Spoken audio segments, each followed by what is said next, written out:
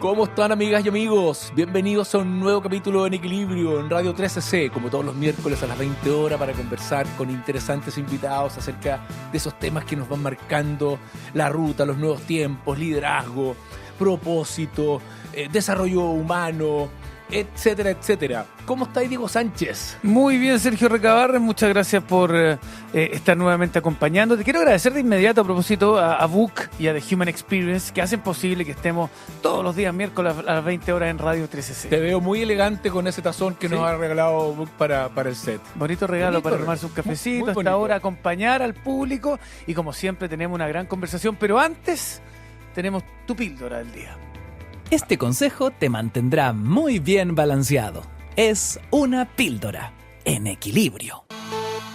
Oye, la píldora que les traigo hoy día me llamó la atención. Yo a David Novak lo sigo harto, y al Instituto de Liderazgo que él maneja, que él creó. ¿Ya? Luego de dejar de ser, tú sabes, el gran CEO, considerado uno de los mejores CEOs del mundo por muchísimos años consecutivos en Estados Unidos, por los principales medios y revistas. Bueno, él, que ahora que creó, se jubiló ya y creó su propio instituto, habla de una campaña contra líderes tóxicos. Líderes tóxicos. ¿Qué te parece? Dice, A ver. pero pues precisa que no es precisamente una campaña formal, sino una filosofía, porque llamó la atención de una campaña contra líderes tóxicos, aunque creo que no estaría tan malo tal vez. Pero dice que en realidad, más que una campaña, es una filosofía de liderazgo que él promueve activamente. Y lo que él busca es promover los comportamientos destructivos y reemplazarlos por una cultura de reconocimiento, respeto y resultados sostenibles. ¿Qué es lo que entiende Novak por un líder tóxico? Aquel que genera miedo, ¿Ya? en vez de confianza, no reconoce el trabajo del equipo, para él el reconocimiento es clave, culpa a otros por sus errores y micromaneja excesivamente. Entonces, en esta campaña, digamos, para tratar de salir de ahí, él dice, primero, líderes, dice, para dejar de ser tóxicos los que lo son, reconocimiento sistemático. Novak es famoso por su enfoque en celebrar a las personas constantemente. Reconocimiento sistemático. Segundo, cultura de seguridad psicológica. Las personas deben poder opinar sin miedo, admitir errores, proponer ideas y decir no cuando es no. Y tercer punto clave de esta campaña, resultados más valores, no solo resultados. Un líder no es exitoso si destruye a su equipo en el proceso. Por eso que él dice que hay que cuidar mucho el clima laboral, la relación y el compromiso. Y por último, el último punto es entrenar a los líderes, no solamente evaluarlos. En lugar de despedir automáticamente a los líderes tóxicos, dice, ¿Ya? entrenémoslos, démosle feedback claro y midamos su cambio. Sí, está bien, me ¿Qué te encantó. parece? Evitar la política del terror, el fin no justifica los medios, y claramente que los valores vayan de la mano con el liderazgo y con los resultados que todos queremos llegar, digamos. Novak siempre habla de un concepto que me encanta, que es el liderazgo al servicio de los demás. Claro. Eso es notable. Y como te digo, considerado uno de los principales CEOs del mundo por su éxito cuando era CEO en Estados Unidos. Así es, estamos en Radio 13C, estamos escuchando En Equilibrio, y llega el momento de presentar a nuestra invitada del día de hoy, don Sergio Recabarren. Así es, pues. Fíjate que estaba recordando que el año pasado, en la temporada, la primera entrevista la tuvimos con el gerente general de esta compañía, Jaime Arrieta. Jaime Arrieta. Así es. Y hoy día tenemos con nosotros Leslie Warren. Leslie Warren. Warren. Sí. Diego, déjame por favor desplegar my English. Dale. Leslie Warren, Head of Research and Book. Exacto. Bienvenida, Leslie. Muchas gracias, Sergio, Diego. Quería meter la cuchara ahí en la píldora que hiciste. por favor. Sí, diga. Por favor. No, al que le interese mucho más de ese tema, aparte del estudio de mujeres que venimos a hablar hoy, hemos hecho varios años el estudio de felicidad organizacional. ¿Ya? Y ahí sale que el reconocimiento, el liderazgo son palancas muy relevantes para que los colaboradores dentro de las organizaciones sean felices y permanezcan ahí. Así que eso, al que le interese ese tema, está bien documentado también en Bueno, otro ahí estudio tenemos que tal vez otro tema para otra entrevista, para la próxima entrevista, porque es un tema que a Diego y a mí nos apasiona. Estamos hace muchos años que este programa en Equilibrio tiene mucho de eso, y estamos vinculados a eso, a generar liderazgos virtuosos, que agreguen valor, que buenos resultados, pero con valores. Pero como dijiste, hoy día veníamos a conversar sobre un tema súper específico que lo encontré fascinante cuando lo conocí. El estudio, ¿y cuál es el nombre? Porque tiene un nombre, Radiografía De las mujeres en el trabajo. De las mujeres, radiografía de las mujeres en el trabajo. Cuéntanos en términos generales, entiendo que es la cuarta versión de un estudio. Cuéntanos un poquito de qué se trata y para que vayamos conversando. Tiene algunos aspectos que me encantaron. Es un estudio que ha sido un poco una punta de lanza del área de estudios en BUC. Lo hacemos desde que empezamos esta área, justamente porque es un tema que creemos que es muy importante todavía en la sociedad de seguir visibilizando. Y en el fondo describe ciertas dinámicas que se dan en los entornos laborales para poder visibilizar brechas, avances también, y describir un poco qué dinámicas están impidiendo mayor desarrollo profesional o productividad, cuáles son los dolores que tienen las mujeres todavía en el trabajo y sobre todo, como nosotros, en el fondo, nuestro cliente primordial son las empresas, es cómo las empresas finalmente pueden tomar esta información y generar cambios. Claro. En BUC estamos convencidos que las empresas son motor de cambio social, y si queremos generarlos, obviamente está la legislación por un lado, pero también mucho de la proactividad de las empresas puede marcar cómo las personas se sienten en su trabajo y en su vida. Sí. Leslie, el estudio revela que Chile tiene la brecha salarial más alta de la región, con un 17%. ¿Por qué, a pesar de los avances en políticas de equidad, nos cuesta tanto mover la aguja en comparación con países como Colombia o Perú, por ejemplo? Sí, en Chile tenemos la brecha más alta y eso se da en distintas segmentaciones que hicimos. De hecho, lo que vimos, una de las cosas importantes que vimos es que a medida que aumenta el tramo de responsabilidad y de los ingresos, esta brecha aumenta. A mayor ingreso, mayor brecha. Mayor brecha. Me llamó la atención. Eso es súper relevante. ¿Y eso es particularmente en Chile? Es mayor en Chile. Mayor en Chile. Es mayor en Chile. Y esto hay montones de factores. Es difícil atribuir solo a uno, pero en general se puede deber a brechas de representación, porque estas son brechas brutas. En el fondo es pescar a todas las mujeres y todos los hombres y sacar su promedio de salario. Y en el fondo sabemos que hay brechas de representatividad en cargos más altos, ¿ya? Entonces ese es uno de los factores. También sabemos que en general los hombres están en mayor medida en industrias que son económicamente más rentables o que pagan más, por ejemplo en minería o en sectores productivos o en finanzas, y que las mujeres en general están asociadas en mayor representación a, por ejemplo, atención a público, a educación, cargos administrativos que pagan menos. Entonces, esos son algunos de los factores que finalmente van determinando esta cadena, y obviamente también está el tema de maternidad que pega a todos los países, pero que en el fondo va quedando un rezago de una mujer que pierde un buen tiempo en no capacitarse y en después tener que actualizarse, y luego la sobrecarga que le genera esta doble jornada, tanto en la casa como en lo laboral. Así que hay varios factores, esos no son los únicos, pero obviamente hay varios factores que van marcando. A mí el informe me dejó con un sabor de boca, como no sé, un poquito como amargo, ¿ah? Como que te queda algo, como que... Y especialmente hubo un punto que es la percepción de los hombres, sobre todo con altos niveles de remuneración, de que no existe tal inequidad, o sea, de que no existe tal brecha. O sea, andamos bien perdidos, de alguna manera. Y eso como que ¿por qué? ¿A quién lo atribuyen? Sí, ese es uno de los problemas que destaca el estudio, y es que en el fondo los hombres, sobre todo los de altos cargos, tienden a pensar que hay mayor equidad, ¿ya? Versus las mujeres, y finalmente las mujeres son las que tienen esta percepción más acertada respecto a la brecha real, que es lo que... Ellas la perciben mejor. Perciben. Bastante más perceptiva, obviamente. Ellas evidencian que hay una brecha en su percepción, ¿verdad? Y al comparar con los números es que sabemos que están alineadas. ¿Ya? Obviamente, los hombres no. Los hombres en menor medida. Y eso yo creo que es importante de reconocer finalmente, que las percepciones que uno tiene son relevantes, obviamente, pero lo importante que es la evidencia finalmente para poder tomar decisiones no solamente de guata, sino que con los números sobre la mesa. Entonces, para nosotros como BUC, más que una crítica, es un llamado un poco a las organizaciones obviamente que hay cosas que se toman con decisiones más de intuición, pero lo importante que es levantar los datos y por último verificar, oye, estoy haciéndolo bien, o te das cuenta en esos ejercicios finalmente que hay áreas, hay regiones, hay tipos de cargo donde tú sí detectas ciertas brechas y que es importante abordarlas. Así es, estamos conversando con Leslie Warren, gerente de estudios de BUC acá en Equilibrio. Siempre se ha dicho que las mujeres ganan menos porque no se atreven a negociar.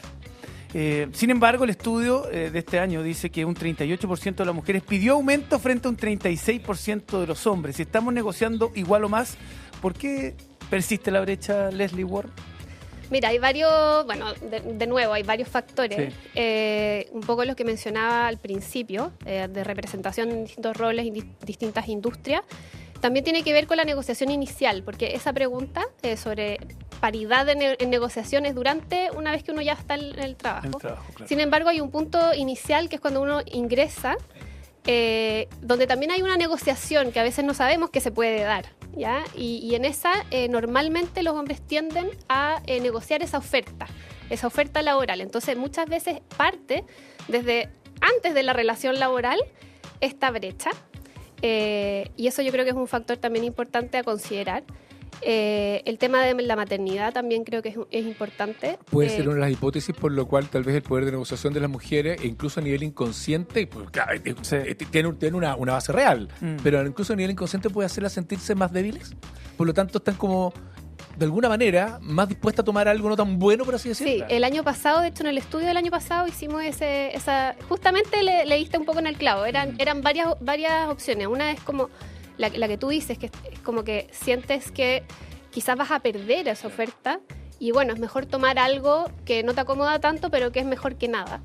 Es mejor que nada. Es mejor que nada. Entonces, finalmente, cuando una mujer tiene distintas responsabilidades, quizás también está este tema del síndrome del impostor, hay muchos factores que hacen que las mujeres no negocien esa primera oferta de entrada que sí va determinando después tus aumentos, porque las políticas, en general las políticas de aumento de las empresas están determinadas por un porcentaje que se puede aumentar año a año o cada 2 años, y finalmente ese punto de partida es importante y es bien determinante.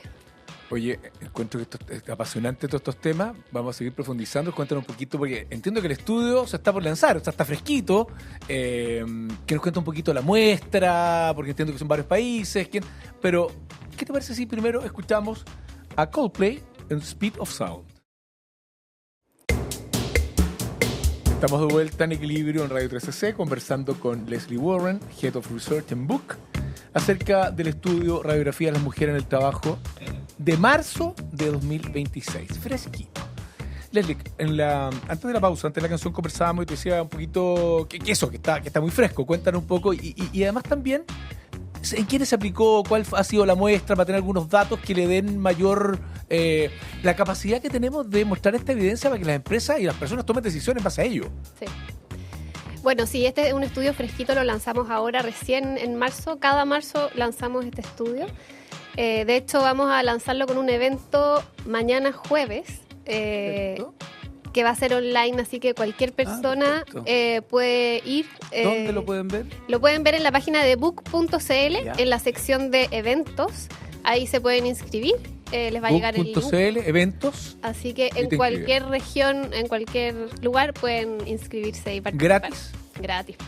Of course. ¿Dónde es? ¿A qué hora? ¿Quiénes van a estar? A ver si puede adelantar algo de la sorpresa del evento. Vamos a presentar los principales hallazgos del estudio. ¿Ya? Y después vamos a tener un panel de conversación. Va a estar la Francisca Yuneman de Chile Mujeres. Perfecto. También estuvo con nosotros. También estuvo acá. También estuvo aquí. Seca la Fran. Seca. Sí. Va a estar Cristóbal Uneus, que es un muy gran reconocido economista. Y también va a estar Jaime Rieta, que entiendo que ya estuvo también acá con The Book, también dando la mirada más desde la empresa. Y esto es en vivo para verlo en streaming en el sitio de Book. ¿A qué hora sería más o menos? A las 9, creo, 8:30. Ahí Por me ahí. están hablando. ¿De la mañana? A las 8:30 de la mañana partimos, así que sí. Perfecto. Excelente. Leslie Warren, esta es la cuarta edición. Mes de marzo, me imagino que por el mes de la mujer, el estudio y la radiografía de las mujeres. A ver si nos puedes contar cómo han ido encontrando ciertos cambios, cómo desde la primera versión a esta cuarta han ido notando algunas tendencias que se han dado en estos 4 años. Primero le respondo sobre la muestra, perdón. La muestra, nosotros ocupamos 2 fuentes importantes de datos. Uno es una encuesta que hacemos anualmente a colaboradores, ya en el amplio sentido de la palabra. Cualquier persona en edad de trabajar puede responder la encuesta y la hacemos en Chile, Perú, Colombia y México. Y ahí es donde capturamos las percepciones, ¿ya? ¿Cuántos? ¿Un universo de cuántos más o menos? Casi 7.000 en esta versión. Casi 7.000 personas contestaron la encuesta. Así que es una gran muestra. Tremendo. Está estratificada, está bien ponderada, así que nos da una información muy relevante. Y la otra fuente que también es muy relevante son datos de la plataforma Book. En el fondo los analizamos de manera agregada. Book es una plataforma de gestión de personas. Entonces conviven ciertos datos ahí que son relevantes de analizar de manera obviamente agregada y confidencial. Y que finalmente nos dan toda esta información más dura, como de las remuneraciones, y bien certera, porque finalmente los datos que viven en Book son la realidad, son lo que se le paga a un colaborador, claro, o cuando tiene una movilidad interna se registra. Es más que una opinión, en la es un dato duro de su realidad laboral, digamos. Exacto, Claro. Entonces combinando estas dos fuentes, y ahí en la plataforma más de 1,1 millón de colaboradores. Mira. Entonces son dos muestras súper importantes que combinándolas obtenemos todos estos insights que hablamos. Perfecto. Cuarta versión, sí, perdona, justo estaba respondiendo la pregunta de Sergio, pero en esta cuarta versión, grandes hallazgos, tendencias, cambios que hayas visto con respecto a las muestras anteriores. Mira, un cambio importante que creo que vale la pena profundizar un poquito más tiene que ver con el tema que tú planteaste antes, que es que las mujeres y hombres piden aumentos por igual. Eso lo hemos encontrado en los años anteriores. Sin embargo, este año lo distinto que encontramos es que la tasa de éxito también es parecida, ¿ya? Los años anteriores habíamos encontrado que en general los hombres tienen mayor tasa de éxito al pedir un aumento o un ascenso o un aumento. Entonces, eso es un hallazgo que vale la pena seguir profundizando y combinando respecto a estas opiniones.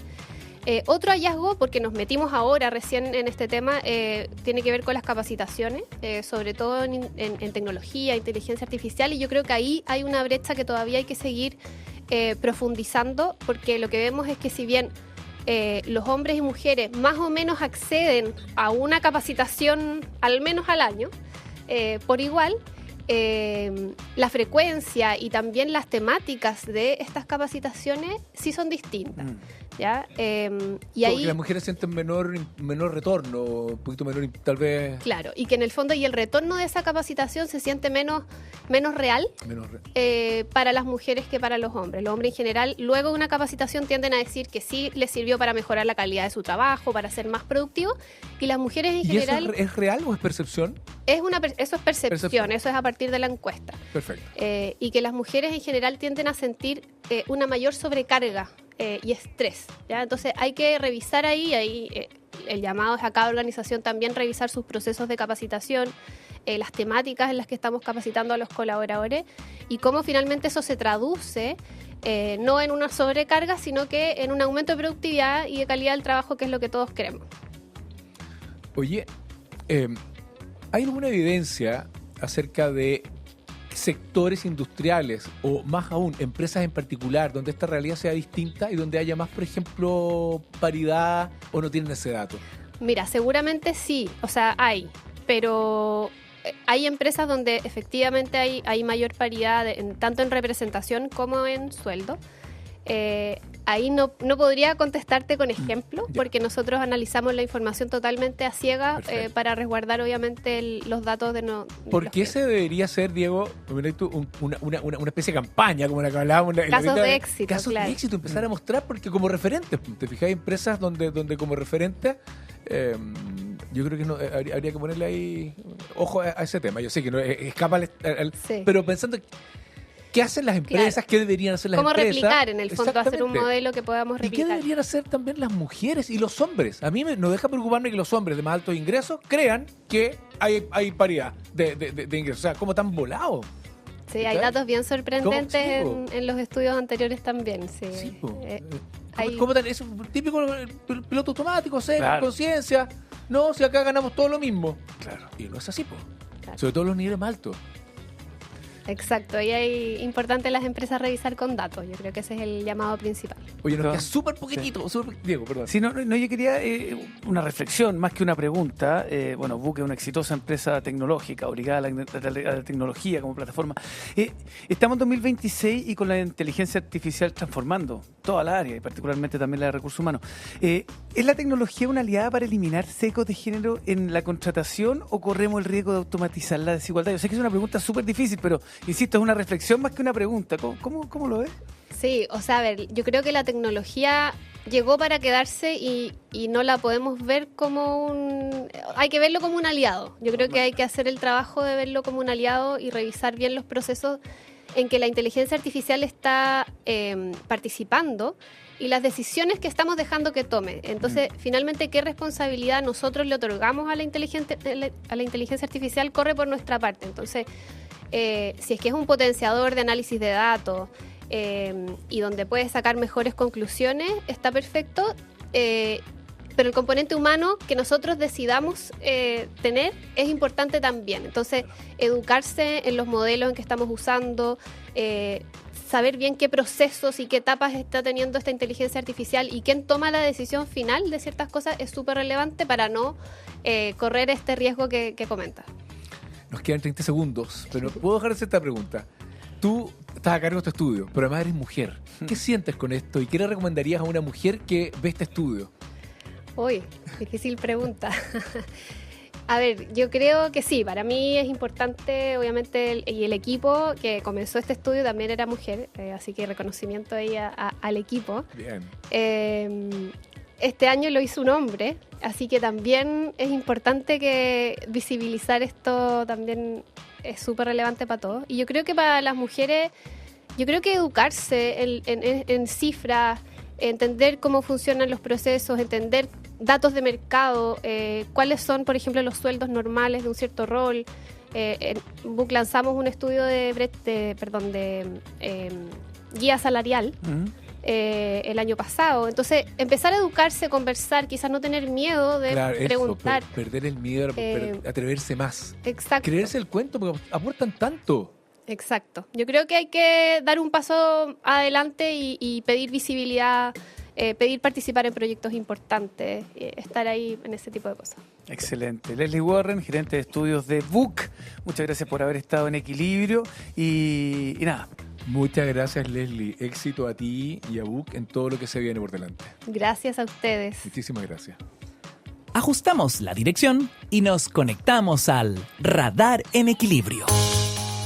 ¿Qué nos trae esta semana, don Diego? Bueno, nos sumamos al evento de mañana. Hemos ido a conectar, evidentemente, ya lo decíamos, lo que va a ser la presentación de Radiografía de la Mujer 2026. Pero yo traje uno como un poquito más avanzado en el tiempo para que se vayan programando, que tiene que ver con el Summit Futuro Sostenible 2026. Es la tercera versión que se va a realizar el 22 y 23 de abril, y su bajada es Conectar, Inspirar y Transformar.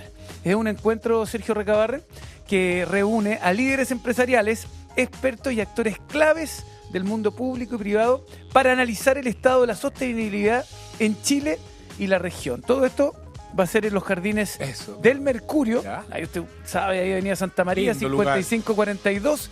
Y las inscripciones desde ya en summits@mercurio.cl para poder participar. Durante el transcurso de los próximos días irán dando a conocer los speakers, pero es un evento que, insisto, va en su tercera versión y que es una muy buena invitación para estar en línea un poco con la sostenibilidad y cuáles son los puntos claves desde el mundo privado y también desde el mundo público. ¿Cuándo? 22 y 23 de abril próximo. Hay tiempo todavía. Prácticamente un mes para adelante. Hay que inscribirse, me gustó. Muy ¿Sí? bueno. Así Buen que dato ya lo como saben. siempre. Sí, hay tiempo, se inscriben y pueden ser parte de esta nueva edición. Yo le tengo un muy buen consejo a esta hora, don Sergio Recabarren. A ver, ¿de qué se trata? En The Human Experience ayudamos a las organizaciones a poner a las personas en el centro. Desarrollamos líderes más conscientes, equipos colaborativos y culturas sostenibles que generan bienestar y resultados reales. Con más de 20 años de experiencia, en América Latina acompañamos a empresas que creen en un liderazgo más humano y con propósito. The Human Experience, humanicemos el mundo del trabajo. Conócenos en www.the.cl.